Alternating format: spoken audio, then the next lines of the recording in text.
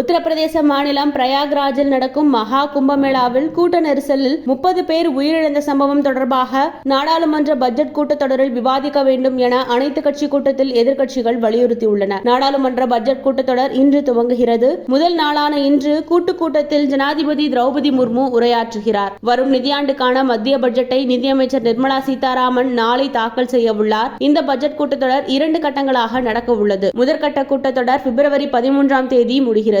March 10 துவங்கும் 2ஆம் கட்ட கூட்டத்தொடர் ஏப்ரல் 4 வரை நடக்க உள்ளது. இந்த நிலையில் பட்ஜெட் கூட்டத்தொடரை சுமூகமாக நடத்துவது தொடர்பாக அனைத்து கட்சி கூட்டம் டெல்லியில் நேற்று நடந்தது. ராணுவ அமைச்சர் ராஜ்நாத் சிங் தலைமையில் நடந்த இந்த கூட்டத்தில் காங்கிரஸ் உட்பட பல கட்சித் தலைவர்கள் பங்கேற்றனர். இதேபோல பல்வேறு பிரச்சனைகள் தொடர்பாக விவாதிக்க வேண்டும் என எதிர்க்கட்சிகள் பட்டியலிட்டன. பட்ஜெட் கூட்டத்தொடரில் விவாதிக்கப்பட உள்ளவை தொடர்பாக அலுவல் ஆய்வுக்குழு முடிவு செய்யும். அதில் பிரயாக்ராஜ் சம்பவமும் இடம்பெற்றுள்ளது என நாடாளுமன்ற விவகாரத்துறை அமைச்சர் கிரண் ரிஜிஜு தெரிவித்தார். நாளை நிதியமைச்சர் நிர்மலா சீதாராமன் 2025-26ஆம் ஆண்டிற்கான பட்ஜெட் தாக்கல் செய்கிறார். இந்த பட்ஜெட் தாக்கல் மூலம் நிர்மலா சீதாராமன் பிரதமர் மோடி அமைச்சரவையில் தொடர்ந்து 8வது முறையாக பட்ஜெட் தாக்கல் செய்கிறார் என்பது குறிப்பிடத்தக்கது.